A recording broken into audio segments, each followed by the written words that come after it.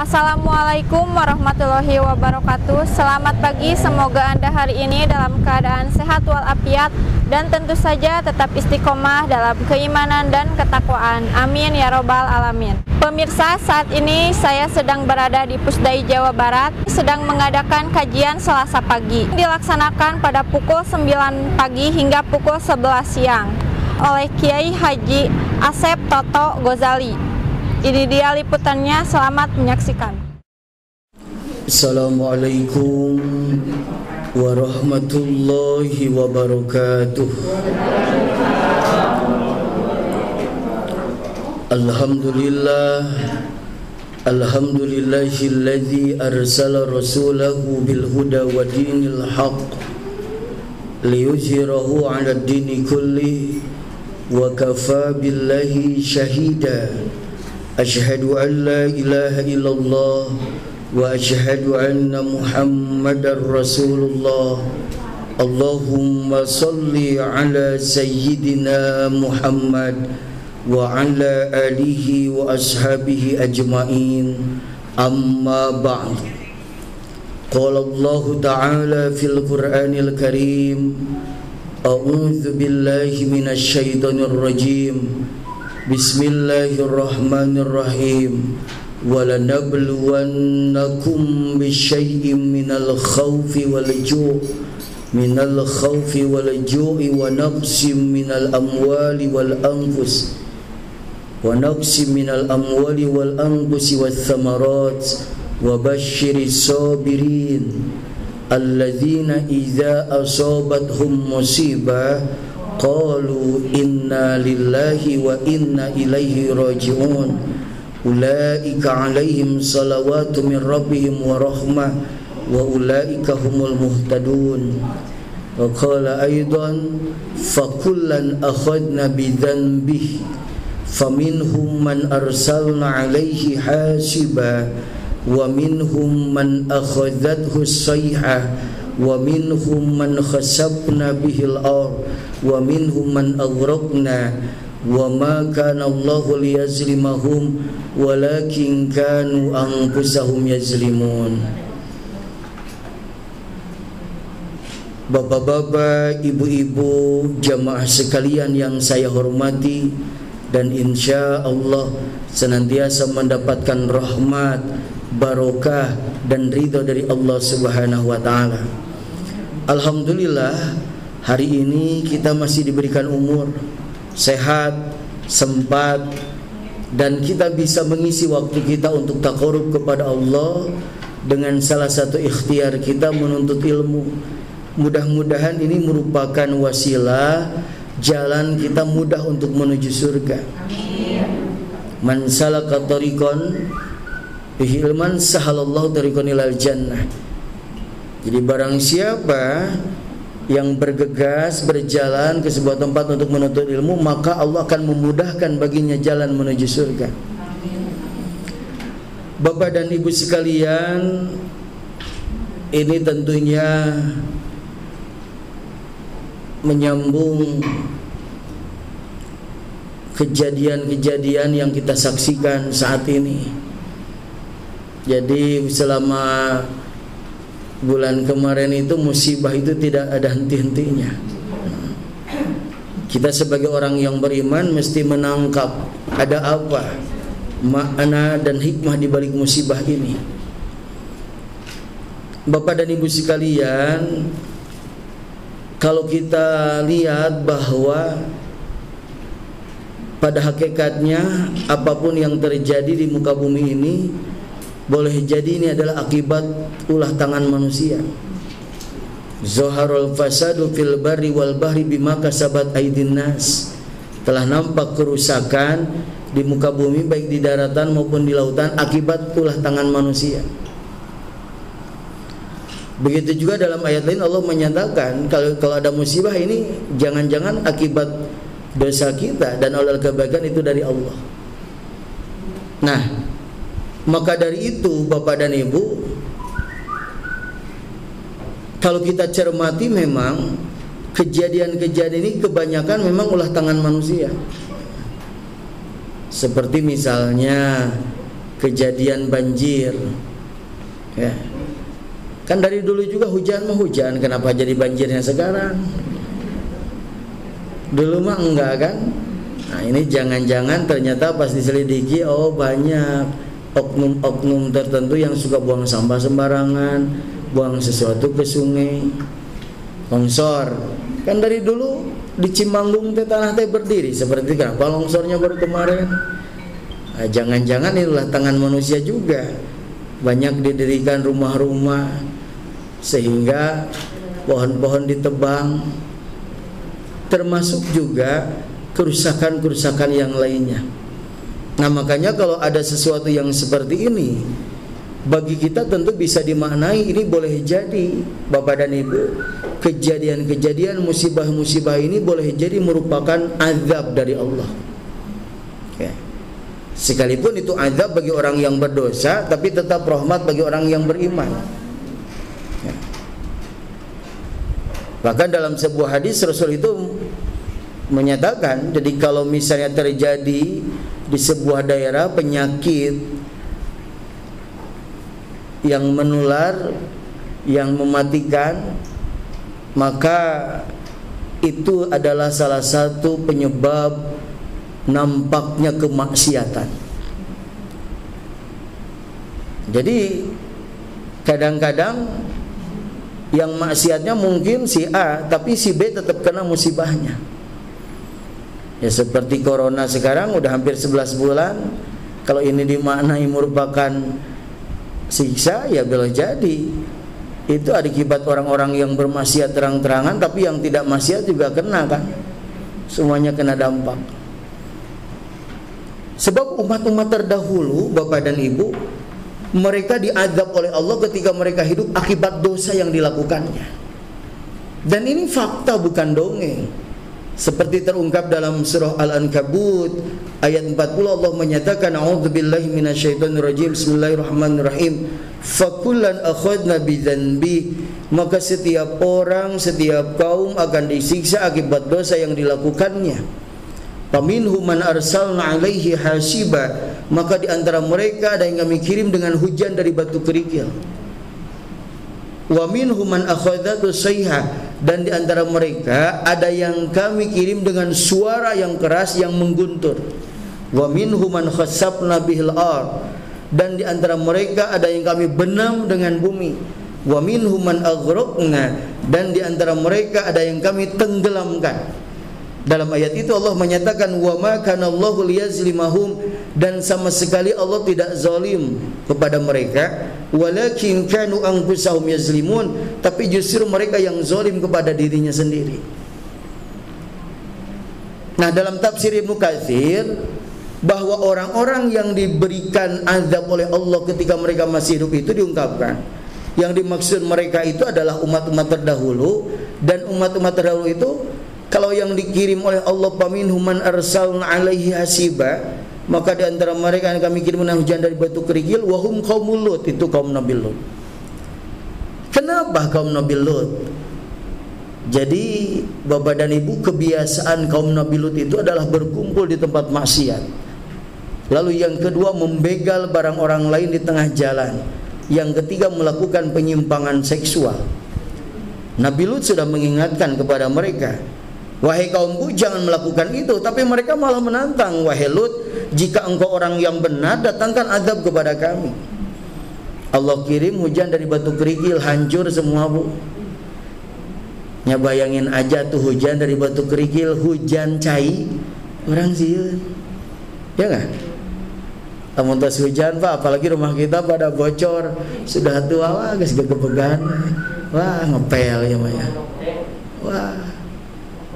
Jangankan kita yang sehat, yang waras, maaf saudara-saudara kita yang terganggu jiwanya saat ini, kalau hujan mah bapak ngiuhan. Kemarin kan hujan tuh sore-sore di Leuwi Panjang, ada orang yang sakit jiwa, begitu hujan mah ngiuhan, dia berteduh. Saya tanya, Kang, nah buat ngiuhan, sieun gering.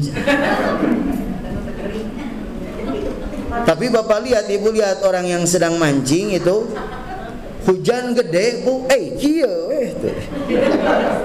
Dipikir-pikir lebih tinu gelo itu sih. Jadi maksud saya bukan tidak boleh mancing, mah enggak. Cuman kalau misalnya kira-kira hujan mah eureun mah. Ini. Yang kedua, wa minhum man akhadhatu sayha, dan di antara mereka ada yang kami kirim dengan suara yang keras yang mengguntur. Siapa mereka? Wa hum qaum 'ad wa Tsamud. Kenapa kaum 'ad dan kaum Tsamud? Mereka itu oleh Allah diberi kecerdasan yang luar biasa. Jadi pada saat itu mereka mampu merekayasa gunung-gunung itu menjadi bangunan-bangunan yang hebat dan kokoh. Tapi sayang mereka sombong, mereka takabur. Sampai mereka menyatakan begini, man asyaddu minna quwwa, siapa yang lebih kuat dari kami? Allah kirim suara yang begitu keras, hancur bangunan-bangunan itu.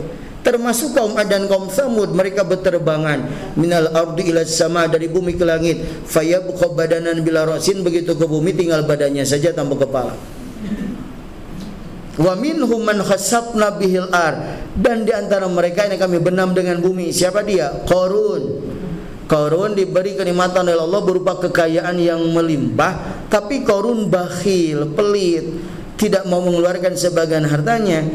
Akhirnya Nabi Musa mengingatkan Qarun, tapi Qarun tidak memperhatikan peringatan Nabi Musa. Bumi terbelah dua, Qarun habis ditelan bumi dengan harta-hartanya.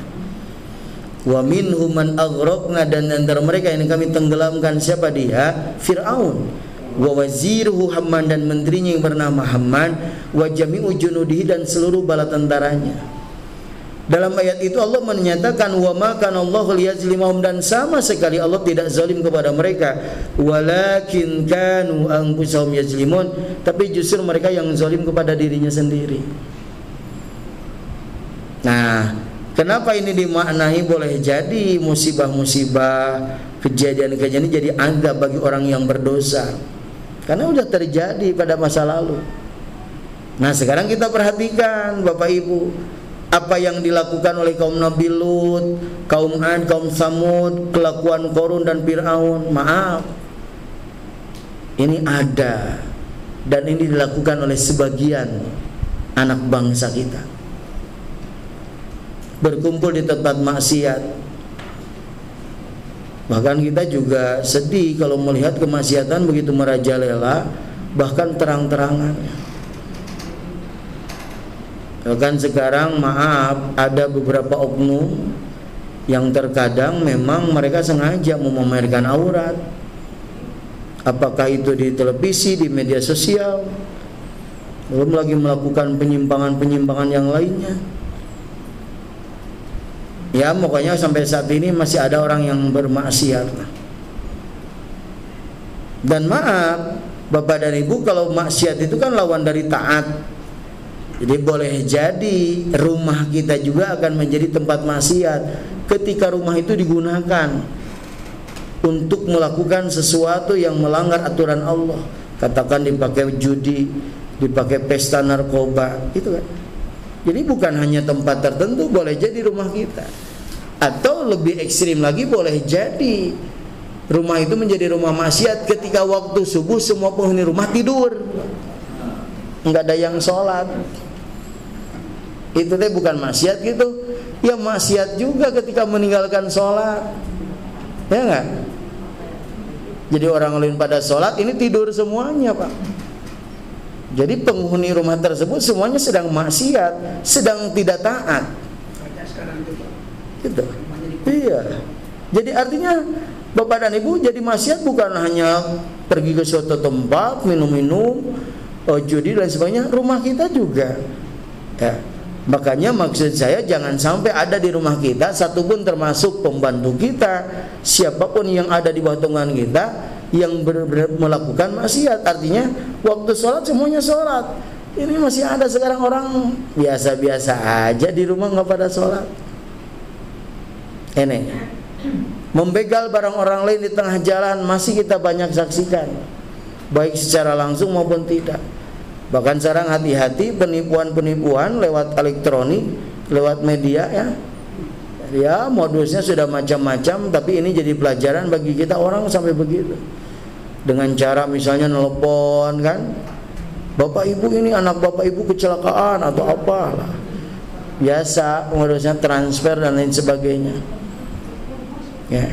Atau mungkin mengambil hak secara langsung dulu yang dibegal mobil, motor, sekarang sepeda pun, sampai sepeda pun, pembegalan sepeda, ya, termasuk melakukan penyimpangan seksual ini, ya. Jadi kalau kaum Nabi Lut itu kan laki-laki suka sama laki-laki, perempuan sama perempuan, homoseksual, lesbi.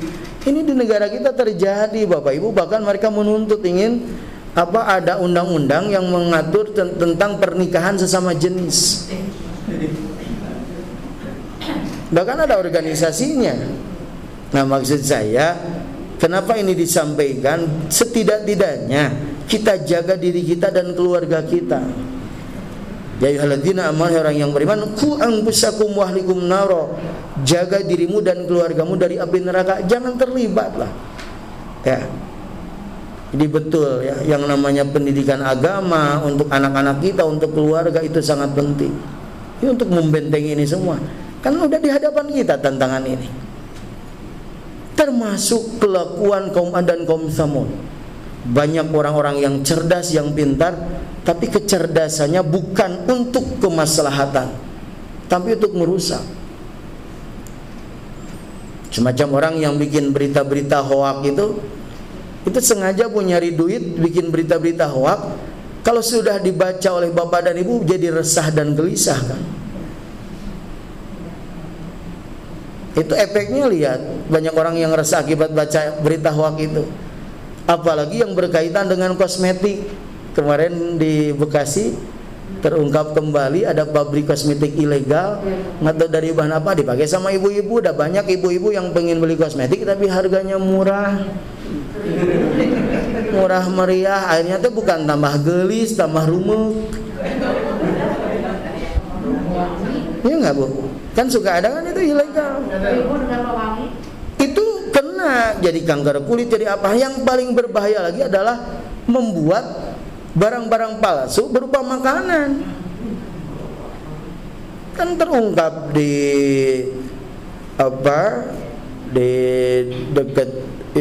dekat Jalan Holis itu pabrik saus. Itu ternyata apa coba? Tomatnya yang busuk.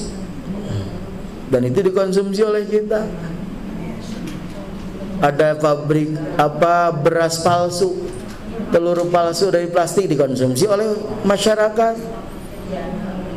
Ini. Jadi maksud saya, ini orang-orang cerdas ini kenapa bikin sesuatu yang menjadikan orang itu menderita?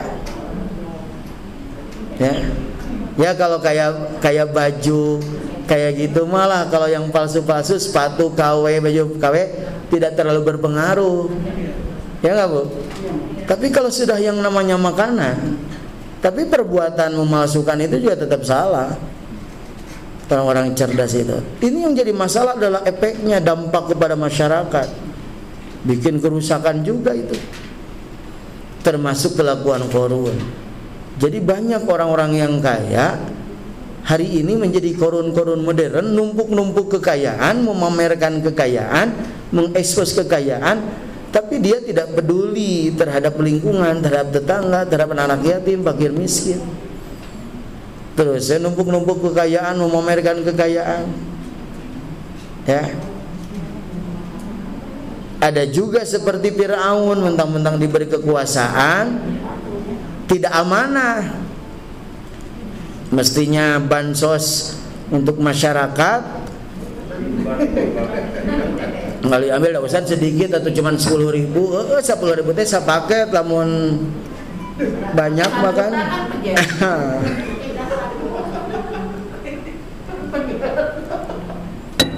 Termasuk ya banyak lah. Jadi terkadang ya oknum-oknum itulah. Nah, maksud saya Bapak dan Ibu, kalau ada musibah, kejadian ataupun apa, ya ini kalau kita bandingkan dengan umat-umat terdahulu kasusnya boleh jadi. Sebab memang kata Syekh Ain Al-Qarni dalam bukunya La Tahzan, jadi musibah-musibah ini ya, di samping ini mengingatkan manusia untuk merontokkan kesombongan dan keangkuhan. Jadi bagi kita jangan sombong lah. kita diberi apapun oleh Allah itu titipan, bukan untuk disombongkan. Jadi apa yang ada dalam genggaman kita saat ini sesungguhnya itu sebagai sarana untuk mengagungkan Allah. Jadi kalau bapak dan ibu kita diberikan umur yang panjang bukan untuk sombong dan takabur, gunakan umur kita untuk mengagungkan Allah. Kita dititipin ilmu, gunakan ilmu itu untuk mengagungkan Allah, bukan mengagungkan diri sendiri.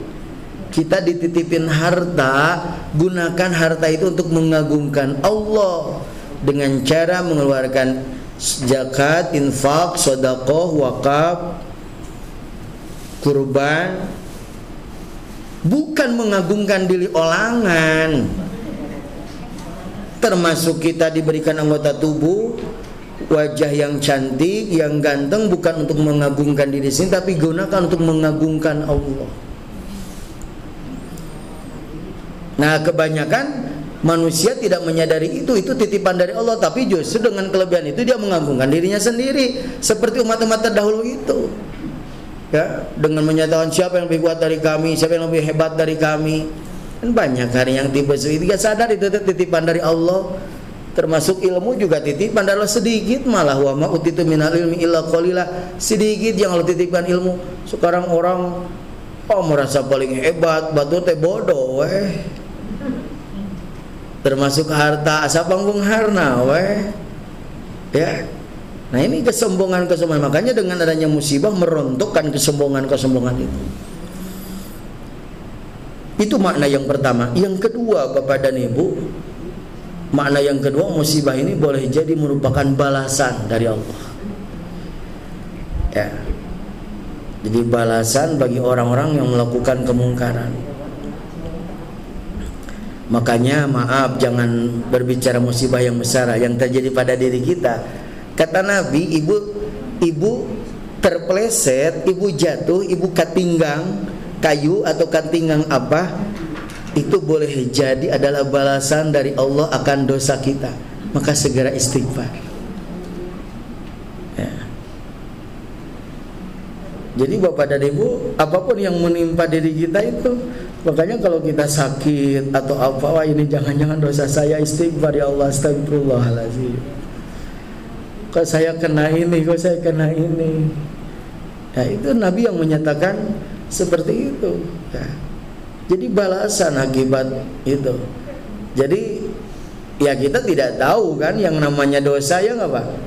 Dosa bohong, so Bapak. Boleh jadi bohongnya itu tahun berapa Pak? Bahasa waktu dinas dengan yang Bapak ditelepon, Pak, nah belum pulang, ada rapat. Ya. Atau mungkin waktu dinas dengan waktu perjalanan ke Jakarta kan 3 hari, tapi dilakukan sehari, tapi pas mencairkan kebagian keuangan mah 3 hari. Wah, ini.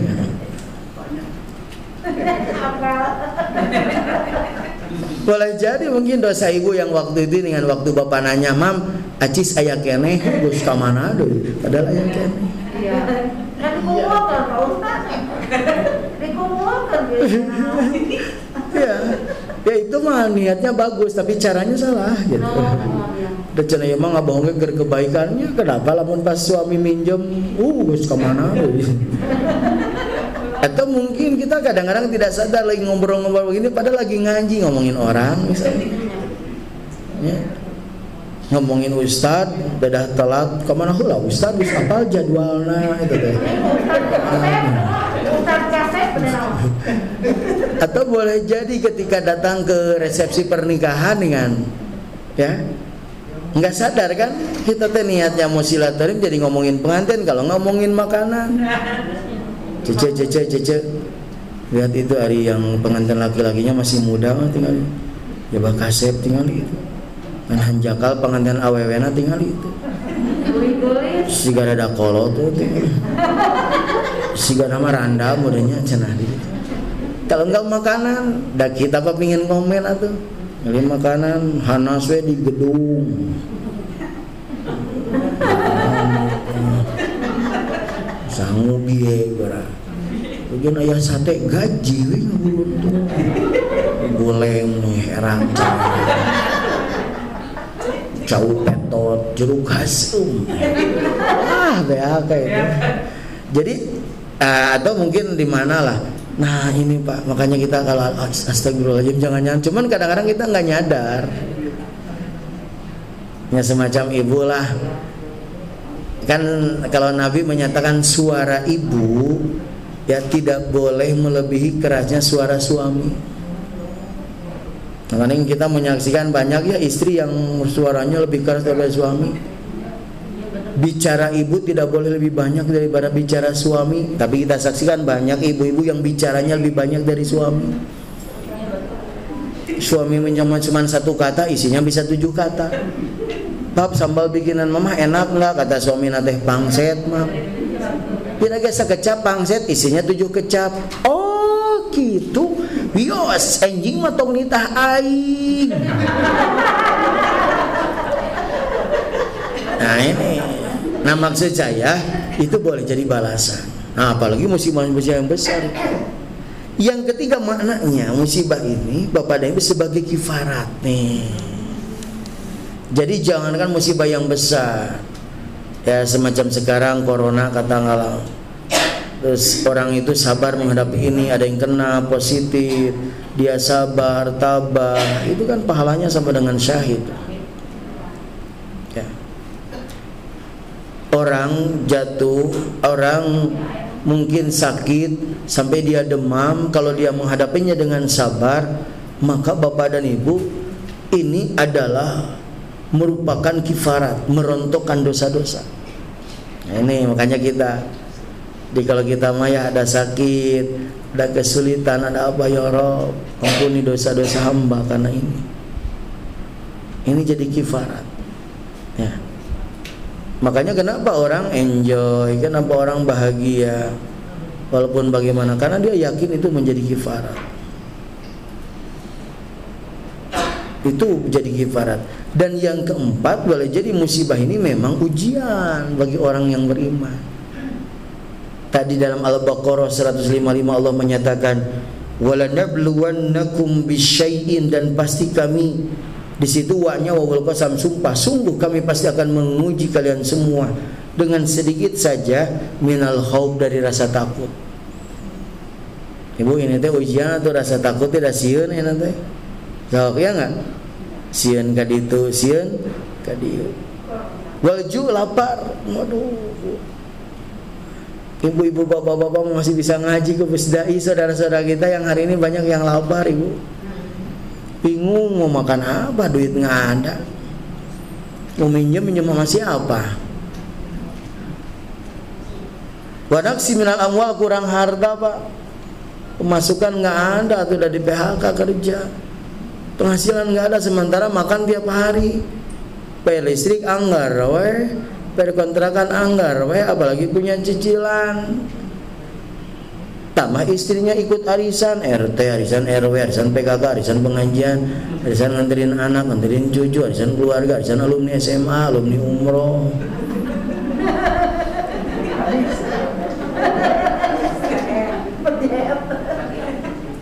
Kurang Pak harta. Wal angkus jiwa diuji dengan yang meninggal banyak, yang sakit. Penyakitnya sekarang jadi macam-macam penyakitnya Pak. Ya, jangankan berbanyak-banyak penyakit, 4 macam aja ada dalam diri kita, ribu Ibu. Asam urat 15, gula darah 500, tekanan darah tinggi 210, kolesterol jahat LDL 350, sakitu weh.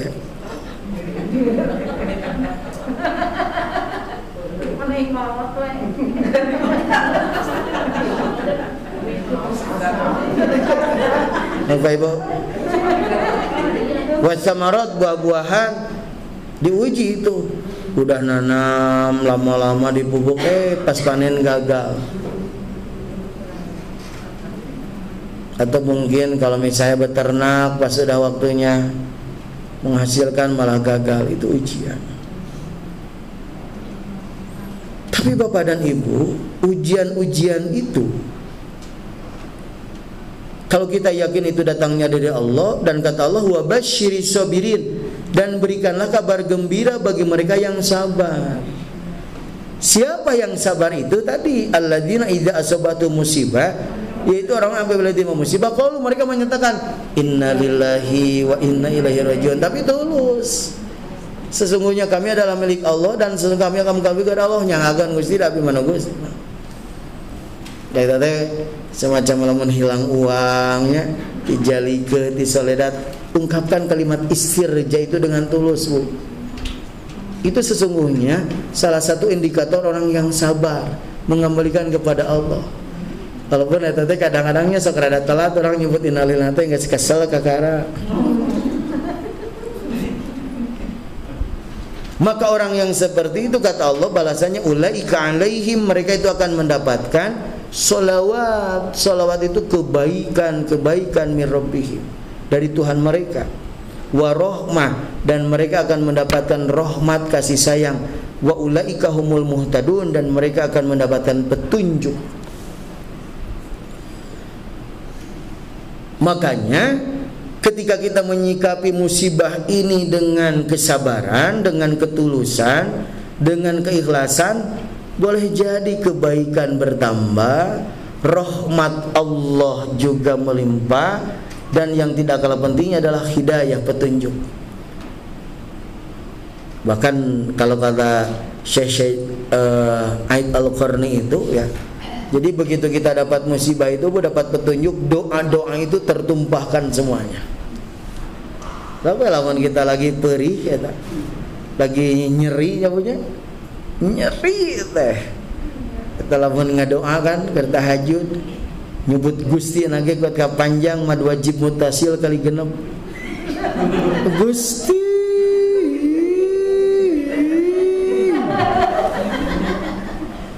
Jadi maksudnya apa? Kata Idal Qari itu bahwa orang itu benar, Bu. Tapi kan apakah kita harus nunggu musibah dulu untuk taqarrub kepada Allah? Enggak kan? Cuman orang kalau yang sudah kena musibah itu, kalau dia betul-betul menyikapi dengan itu ya, salah satunya yang paling berbeda, jadi ada petunjuk, Pak. Lebih sadar. Sok lihat Bapak ya, maaf saudara-saudara kita yang saat ini musibah, yaitu terlepas karena memang kelakuan dan tidaknya baru balasan di dunia. Sekarang mendapatkan musibah, ujian apa, mesti pindah rumah. Rumah pindahnya ke Cipinang, ke Sukamiskin. Wah, di dalam itu betul-betul, Pak.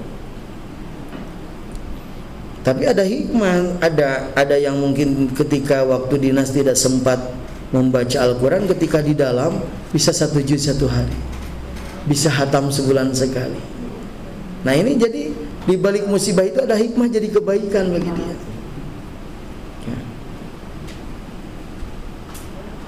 Banyak saudara-saudara kita yang mungkin saat ini, ini luar biasa lah, jadi lebih dekat kepada Allah, lebih taqarrub. Nah mungkin Bapak dan Ibu yang sudah pernah merasakannya, kumaha getirnya kehidupan, pahitnya kehidupan, Pak, dengan Allah itu asa dekat ya Rob. Aya naon gitu ya. Sok lihat ayeuna. Contoh ieu mah dalam, walaupun ini hanya sinetron tapi kan kelihatannya da lamun ningali si Aldebaran jeung si Andin salatna teh pas keur susah we gitu.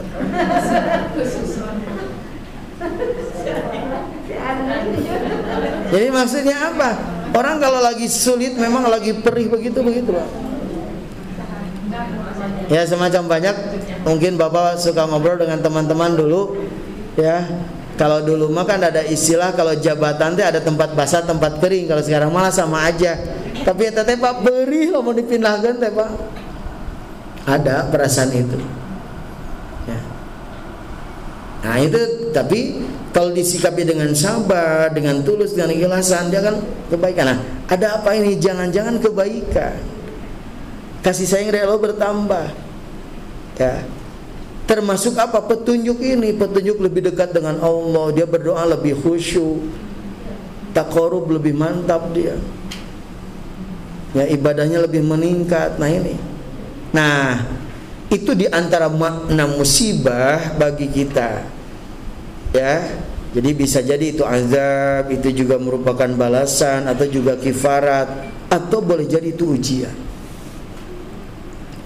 Nah, Bapak dan Ibu sekalian, lalu hikmahnya apa? Hikmahnya Bapak dan Ibu, yang pertama, dengan adanya musibah-musibah itu, ya, dengan adanya musibah-musibah itu menjadikan hamba Allah, manusia itu menjadi tawadhu, menjadi pribadi-pribadi yang bersyukur, tidak sombong, tidak takabur. Kan banyak orang nu tadina pepelegeuk mulak cengkeng dina kelek. Wah, deule tingali, tapi begitu dapat itu tiba-tiba dia langsung keluar. Ya, ada hikmah di balik itu, merontokkan itu. Menjadikan orang yang tadinya sombong, yang tadinya takabur, yang tadinya mungkin dia bisa melakukan apa saja, tapi kita diuji.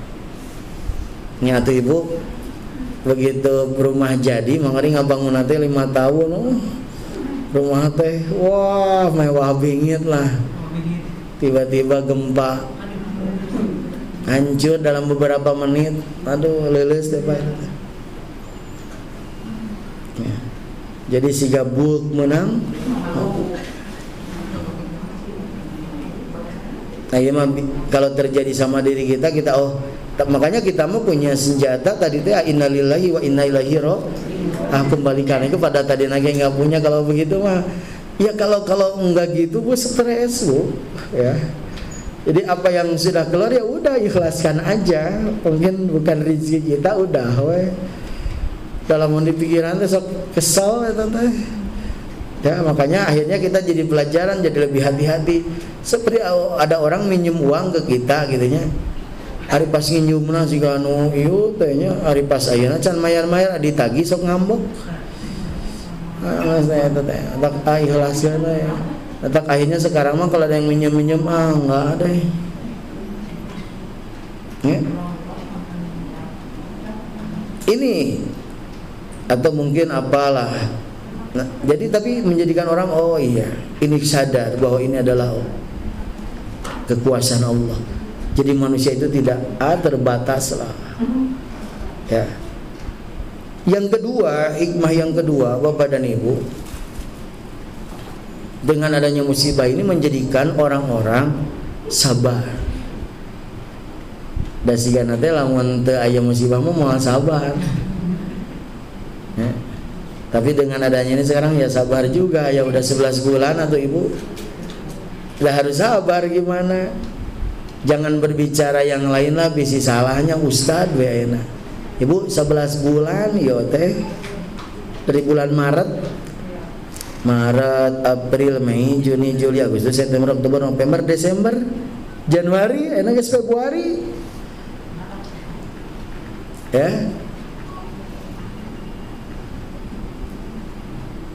Karena dampaknya kena, ya. Ya harus sabar, habis gimana lagi? Rumahnya tablik akbar nggak ada, pengajian nggak boleh, ya. Ini juga kajian begini untung masih diizinin, walaupun harusnya protokol kesehatan. Udah, weh. Tapi jadi sabar, oh begini kehidupan ini. Ya semacam ibu punya suami ayeuna sok kerja enggak, mending masih ada pensiunannya enggak, walaupun sok nyeri hatenya tina dinas jadi pensiunnya, tina gaji, tina penghasilan Pak, nah, jauh banget ya. Ketika jadi camat sekian puluh juta, TKD-nya pas pensiun camat biasa deui Pak, nggak ada tunjangan, nggak ada lulus itu teh. Tapi menjadikan sahabat. Gimana ya suami aku tuh udah nggak kerja, paling parah mah nggak pernah sholat, nggak pernah ke masjid, amok-amokan, weh, nitah, weh, sare, weh, mere duit, tara, idahar bukti, nah, gitu. Harus sabar betul istri ya Bu, itu sabar. Dan Siti Asiyah bisa masuk surga karena sabar menghadapi Fir'aun. Jadi kalau ibu punya suami seperti itu, sabar, anggap aja ngurus Fir'aun ibu.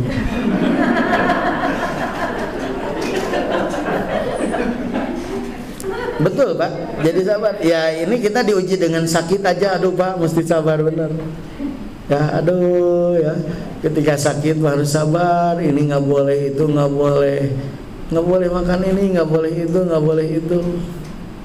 Tapi menjadi pribadi-pribadi yang sabar kalau memang berhasil menghadapi itu. Ya, yang ketiga, hikmah di balik musibah ini adalah menjadikan orang menjadi pribadi-pribadi yang taat. Makanya kita jangan menyalahkan ketika ada orang diuji, kok dia jadi rajin tahajud, jadi rajin sholat doa. Nah mudah-mudahan diharapkan setelah melewati musibah itu dia tetap istiqomah. Ya. Jadi jangan sampai begitu beres musibah tidak melanjutkan ketaatannya. Dan itu kita rasakan betul kalau ada sesuatu yang menimpa diri kita, keluarga kita, apapun, aduh, ibadah itu asal lebih mantap. Nyaannya ngadoa teh ada tariknya Pak, ada khusyuk. Ya Allah, begitu adzan dikumandangkan cepet-cepet, aduh pingin baca Quran, pingin ngaji, pingin zikir, pingin sedekah. Jadi selama kita masih diberikan umur, waktu, termasuk, nah jangan sampai nanti begitu sudah meninggal baru menyesal. Rabbi laula akhartani ila ajalin qarib fa asaddaqa wa aku minas salihin. Gusti, sekiranya Engkau menunda waktu kematianku sebentar saja, aku pasti akan bersedekah, aku pasti akan menjadi orang yang soleh. Atau pas maut. Makanya mumpung masih ada diberikan kehidupan tuh, orang jadi taat, beribadah yang tadinya lalai, yang tadinya goflah. Ya kita banyak menyaksikan lah, baik itu dari kalangan selebritis atau kalangan para pejabat yang begitu taat ya. Biasanya antara sholat jadi sholat, nggak pernah ke masjid, di masjid. Jadi kalau ada orang yang baru ikut ke masjid, jangan suka di komen ibu. Ya, ada yang ikut ngaji, loh ngaji dirinya, jangan suka di komen. Dan yang keempat, Bapak dan Ibu, hikmahnya apa? Jadi dengan musibah itu yang menjadikan banyak pribadi-pribadi yang taubat. Ya mungkin harus kena dulu, jadi baru dia taubat. Harus ini dulu ya. Nah ini luar biasa. Keempat hikmah inilah yang mudah-mudahan apa yang terjadi di negeri kita setidak-tidaknya dari mulai pejabatnya, rakyatnya, siapapun dengan adanya kajian ini kembali kepada Allah dengan cara tadi. Pertama, pada bersyukur yuk. Bangsa kita bersyukur yuk. Ya, jangan berbicara besar, kita yang ada di ruangan ini kita jadi pribadi-pribadi yang syukur. Jangan banyak mengeluh atuh. Pantasan Allah nyindir dalam surat Ar-Rahman, "Fa bi ayyi ala'i rabbikum tukadziban?" Maka nikmat Tuhan manakah lagi yang akan kamu dustakan? Kenapa masih ngeluh aja? Ya. Mari kita bersyukur atas segala nikmat ini. Apa yang Allah berikan kita gunakan, kita nikmati, kita syukuri. Jangan suka membanding-bandingkan kenikmatan dengan orang lain. Bahkan Nabi memberikan tips, unzuru ila man huwa asfala minkum wa la tanzuru ila man huwa fawqakum. Lihat tuh ada orang yang ada di bawahmu, jangan lihat yang di atas. Kita masih bisa makan, ada saudara-saudara kita yang ini nggak tahu makan apa. Kita di rumah mungkin masih alhamdulillah masih bisa tinggal di rumah, walaupun mungkin sederhana kecil, tapi alhamdulillah orang lain mungkin sekarang tinggalnya di mana. Itulah yang menjadi kita bersyukur. Jadi jangan selalu melihat yang di atas, weh, ya. Ya mana nonton ninggalin di luhur, weh. Akhirnya apa yang ada dalam genggaman tidak pernah disyukuri. Yang kedua, dalam bahasa Sundanya mau diapungkeun kalhur, syukurlah takabur. Yang kedua adalah mari apapun yang terjadi, apapun yang menimpa, bersabarlah. Jadi ibu, maaf ya, jangan bukan hanya musibah yang besar, yang kecil-kecil aja kita mesti sabar. Ya, ada kesulitan-kesulitan, ada hambatan, ada tantangan, sabar. Termasuk yang mungkin saat ini kita sedang diuji sakit, ibu. So, kerasanya kaki mulai aduh ya teh dek sujud hese. Dulu mah ibu teh mun jalan teh cepet enak mah alah.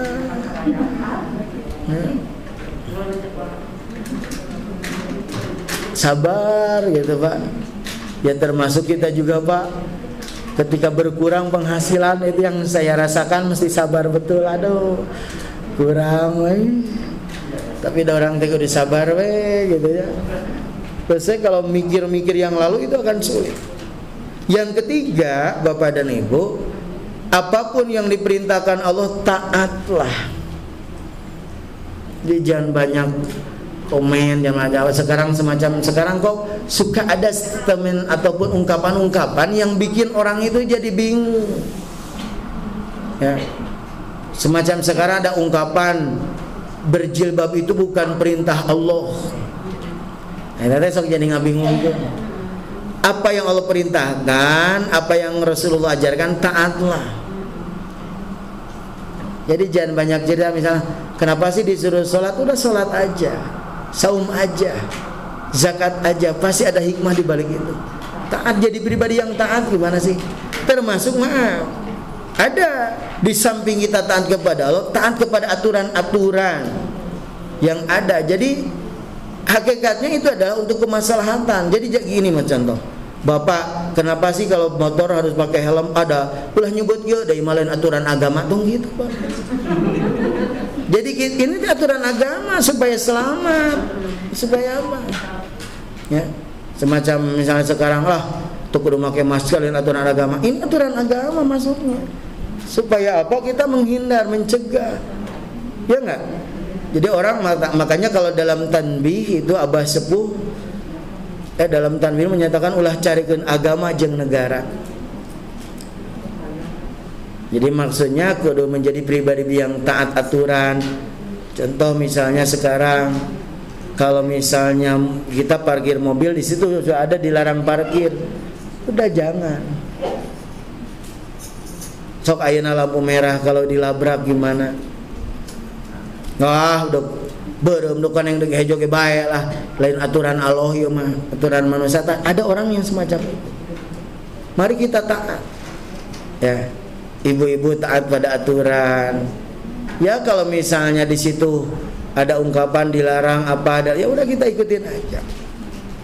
Dan yang terakhir yang keempat adalah mari kita semua menjadi pribadi-pribadi yang senantiasa bertaubat.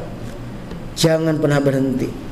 Makanya Nabi menganjurkan kepada kita, tubu ilallah, bertobatlah kepada Allah, wastaghfiru, dan mengampunlah kepadanya. Pak ini atubu fil yaumi mi'ata marrah. Maka sesungguhnya aku bertobat dalam sehari 100 kali. Jadi enggak ada istilah cukup saya mah tobat teh, enggak ada Pak. Terus aja istighfar. Nah mudah-mudahan Bapak dan Ibu, bagi kita dengan adanya musibah itu banyak hikmah yang terbuat. Ya kita menjadi pribadi yang lebih baik lah, lebih soleh, lebih taat, lebih takwa, lebih bersyukur, lebih bersabar, lebih taat, lebih banyak taubatnya. Ya mudah-mudahan di sisa-sisa umur kita ini ada bekal untuk kita. Jadi jangan sampai hidup ini Masya Allah ngeri ya, tidak pernah bersyukur, tidak pernah sabar, tidak taat, tidak pernah tobat, maka rugi orang yang seperti itu. Mudah-mudahan ngaji seperti ini salah satu ikhtiar. Ya, jadi ngajinya sih sebentar, 1 jam, 1 jam setengah, tapi hikmahnya. Perjuangan anak atau kungingki kena kadia oke perjuangan gitu. Ya. Belum macet, belum itu iyo ya tadi itu dekat dia aduh sangu can asap beberes coba non coba ngaji aya nu ka dieu teh can naon da di rumah teh beberes acan nyeuseut acan masak acan ngepel acan bae dang kayak kotor deui gitu. Tapi mudah-mudahan kita sama-sama saling mendoakan ya. Mudah-mudahan Bapak dan Ibu kita semua panjang umur, sehat walafiat, dimudahkan dalam segala urusan, lancar dalam segala usaha kita, dan mudah-mudahan kita bukan hanya berkumpul di ruang multimedia Pusda ini, tapi Allah pun mengumpulkan kita di surganya nanti, insya Allah. Itu saja mungkin Bapak dan Ibu yang dapat saya sampaikan. Mudah-mudahan ada guna dan manfaatnya. Hatur nuhun. Terima kasih atas segala perhatian. Mari kita berdoa kepada Allah Subhanahu wa taala. A'udzu billahi minasyaitonir rajim. Sebelum ditutup dengan doa, mangga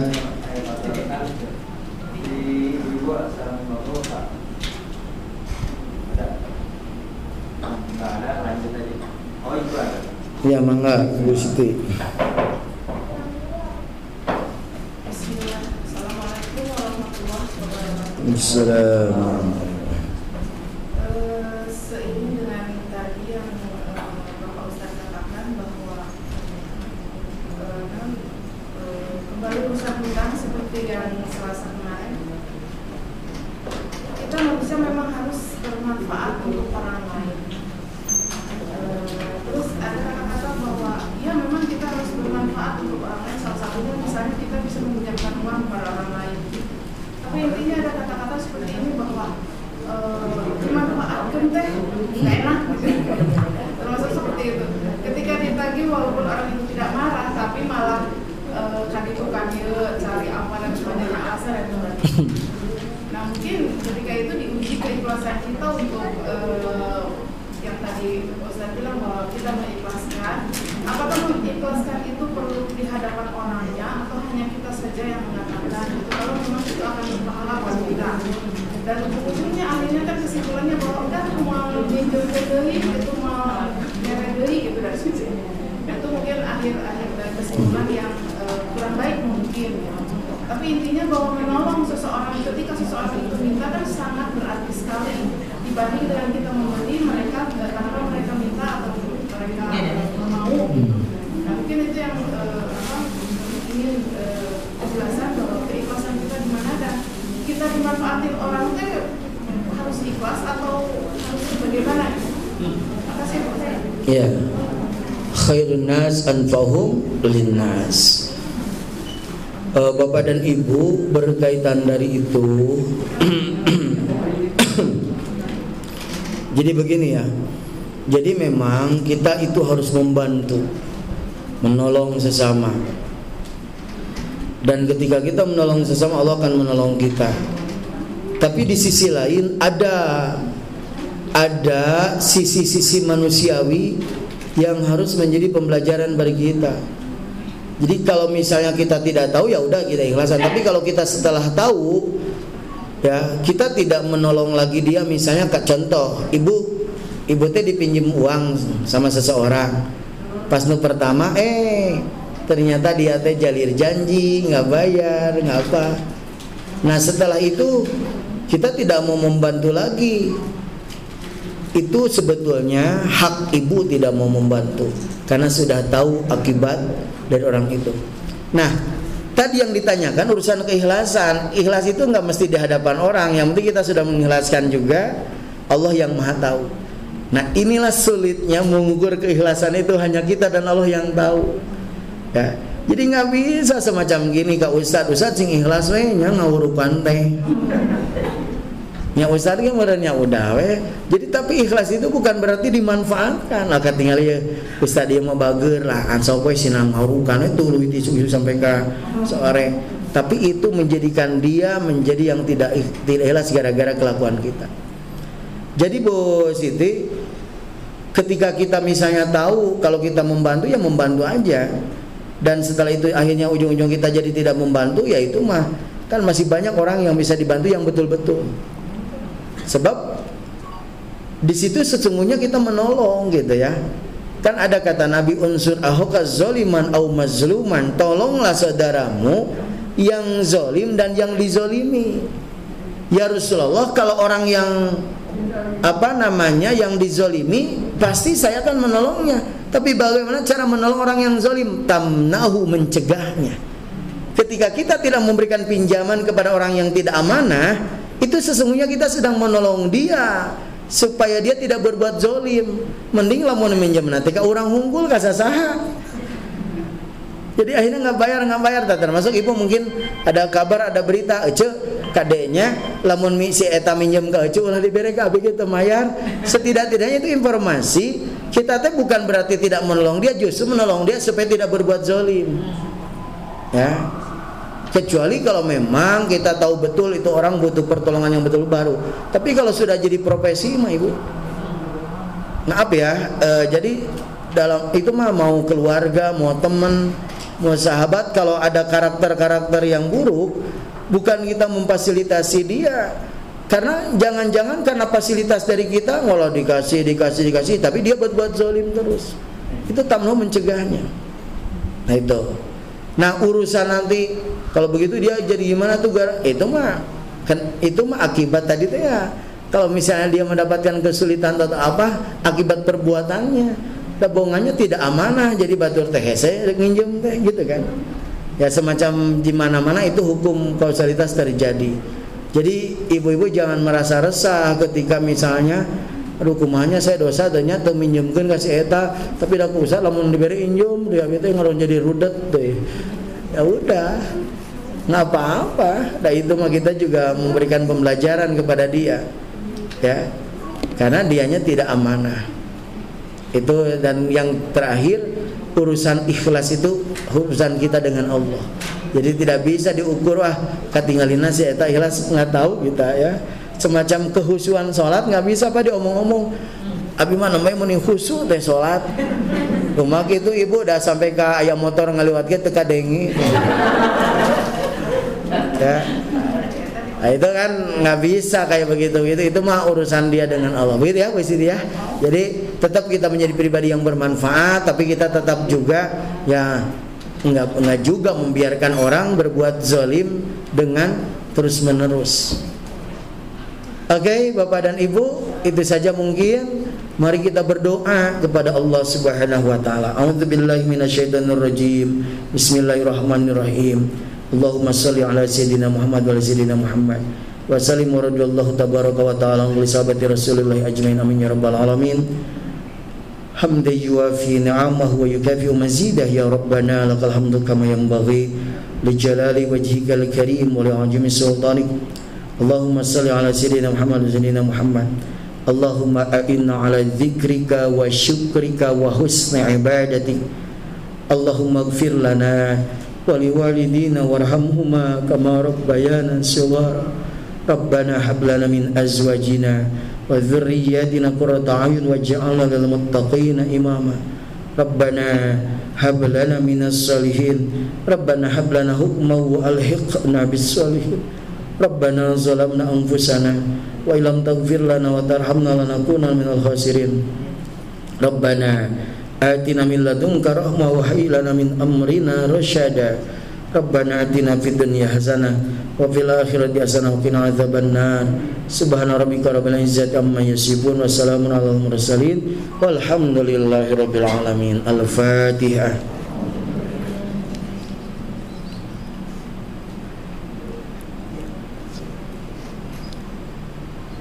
Terima kasih Bapak dan Ibu sekalian. Jazakumullah hasanal jazaa. Wallahul muwaffiq ila aqwamit thoriq. Wassalamualaikum warahmatullahi wabarakatuh.